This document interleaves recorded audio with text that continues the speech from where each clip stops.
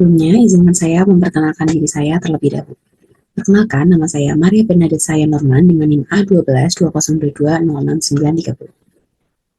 Sebelumnya, video ini dibuat untuk memenuhi penilaian ujian tengah semester pada mata kuliah Manajemen Big Data. Di sini saya akan menjelaskan mengenai klasifikasi pada dataset diabetes. Di sini saya melakukan import library yang akan saya gunakan pada klasifikasi dataset diabetes ini. Nah, selanjutnya kita akan meng-load dataset. Dataset ini saya ambil dari uji, saya download terlebih dahulu, kemudian saya masukkan ke dalam Google Drive, kemudian di sini saya panggil dataset dari diabetes.csv. Di sini jika terdapat nilai data dengan nilai kosong, maka akan diganti menjadi tanda tanya. Berikut beberapa entries dari dataset yang ada. Di sini terdapat 253.680 entries data dengan total 22 fitur. Dan tipe dari semua fitur yang ada itu bertipe float dengan target yaitu diabetes_binary, di mana diabetes_binary ini berisikan data 0 dan 1, di mana 0 itu merepresentasikan untuk tidak diabetes dan yang satu untuk merepresentasikan pre-diabetes atau diabetes. Nah, kita masuk dalam ngecek missing value. Berikut merupakan code untuk melakukan cek missing value. Jika nantinya terdapat missing value, maka di sini akan ada total data missing value atau data kosong. Yang dimana sebelumnya kita sudah mengganti data kosong tersebut untuk diisi oleh tanda tanya. Nah, selanjutnya di sini kita akan mengganti tanda tanya tersebut menjadi none. Namun berhubung dalam dataset ini tidak memiliki missing value, maka tidak ada missing value yang terdeteksi. Dan juga di sini semuanya bernilai false karena memang tidak ada missing value yang terdeteksi.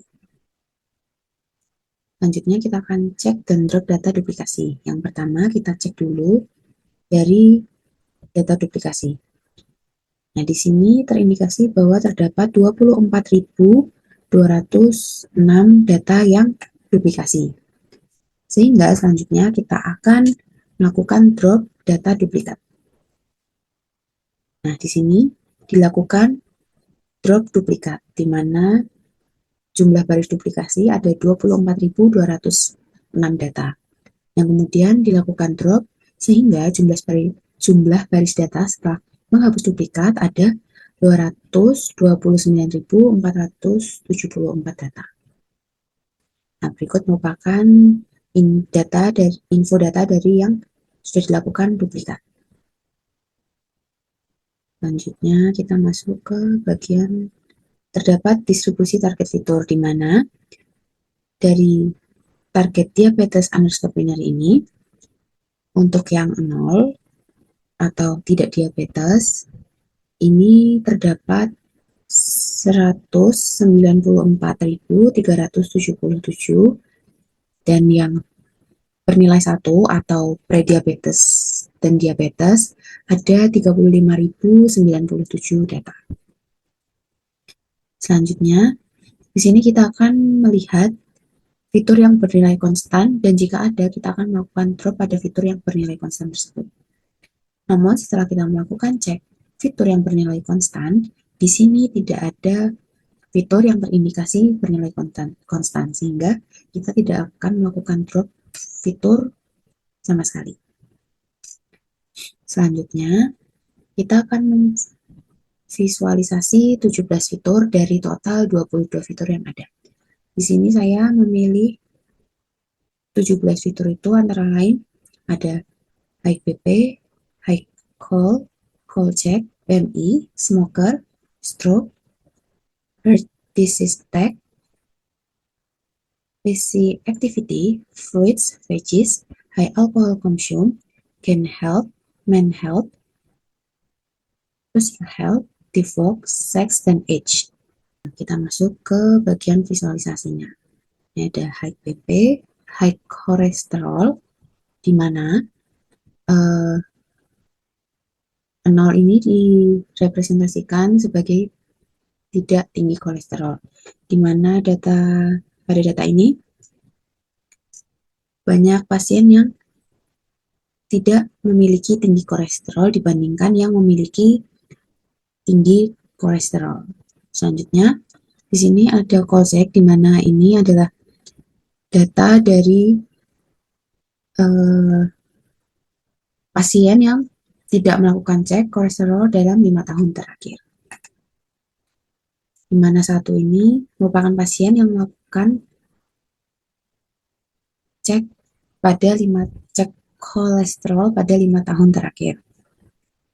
Selanjutnya untuk distribution of BMI, ini merupakan berat badan pada pasien, di mana di sini terindikasi bahwa 27.0 merupakan penyumbang terbesar dari distribution of BMI, di mana pada BMI 27.0 ini sudah termasuk ke dalam kategori obesitas.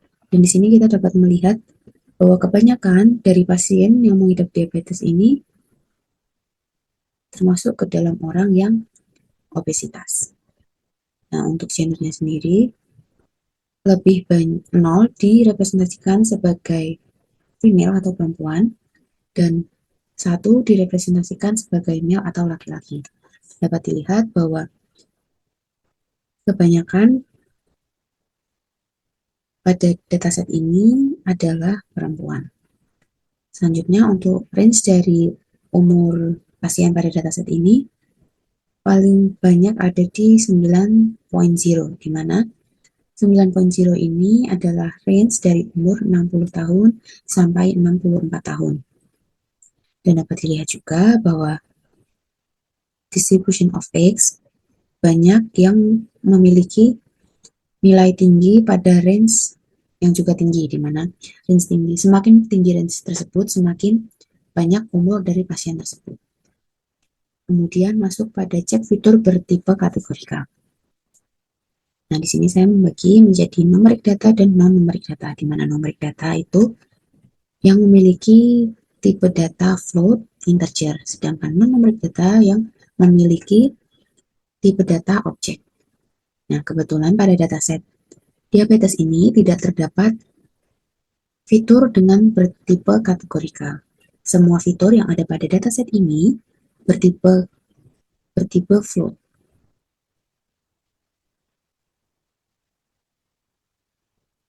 Sehingga kita tidak melakukan perubahan tipe fitur. Kemudian masuk pada cek korelasi. Sini agar lebih mudah kita menggunakan correlation metric. Dapat dilihat pada correlation metric tidak ada korelasi yang menunjukkan sangat tinggi terhadap antar fitur. Dapat dilihat fitur dengan korelasi tertinggi juga dengan diabetes binary atau fitur target. Di sini ada gain health dengan nilai 0,276 sekian.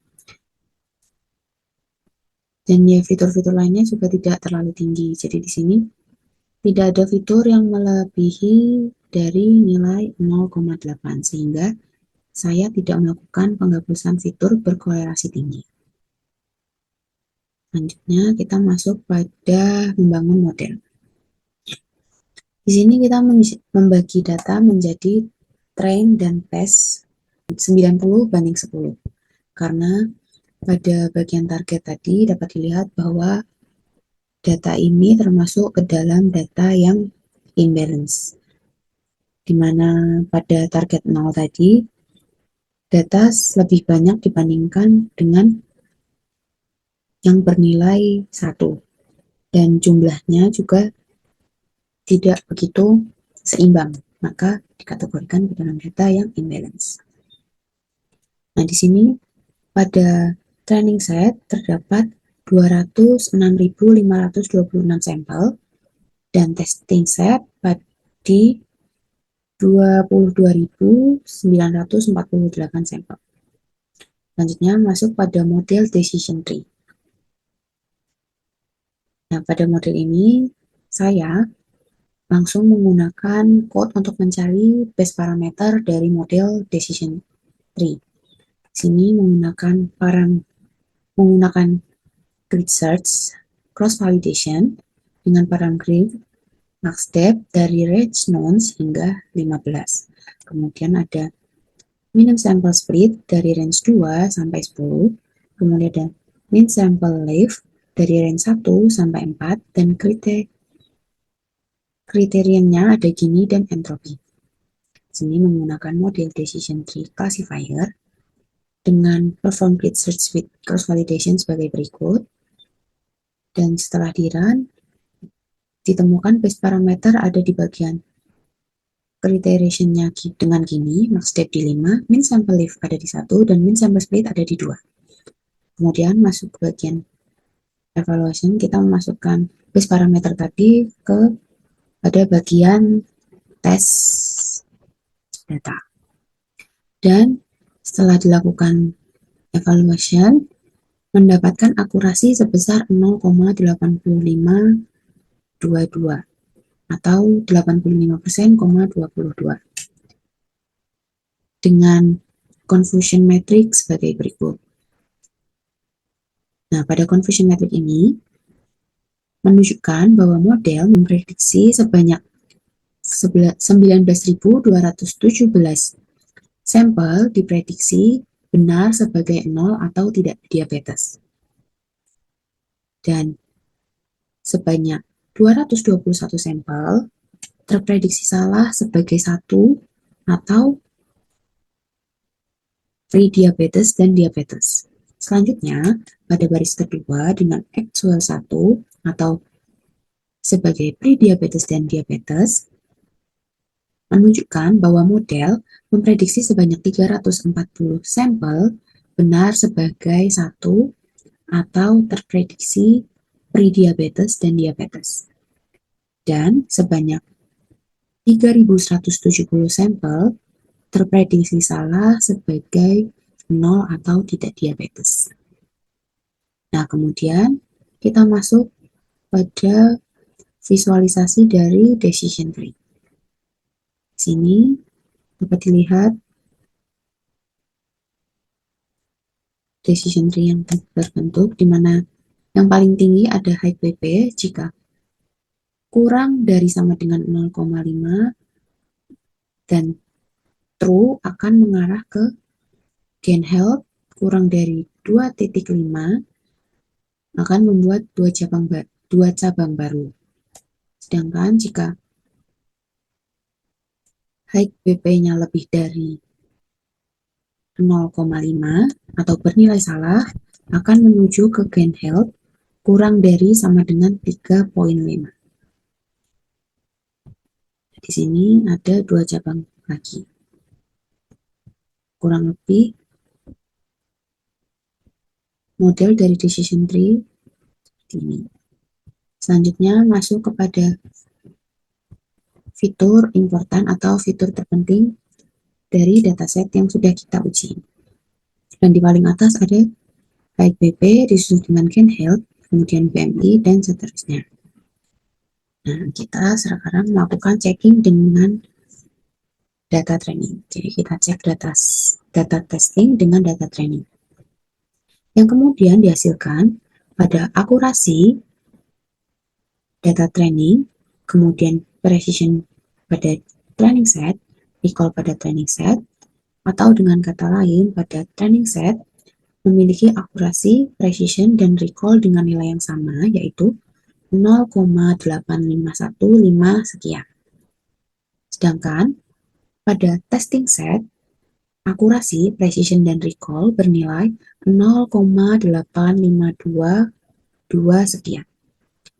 Yang dapat disimpulkan bahwa model yang kita gunakan pada kesempatan kali ini tidak overfitting karena nilai pada akurasi testing lebih besar daripada training set model.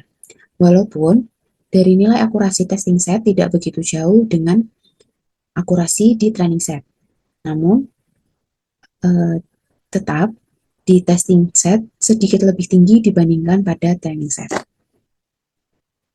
Jadi kesimpulannya, model yang saya coba menghasilkan model yang tidak overfitting dengan akurasi 0,852 sekian. Jadi sekian penjelasan dari model klasifikasi decision tree yang saya buat. Kurang lebihnya mohon maaf. Terima kasih.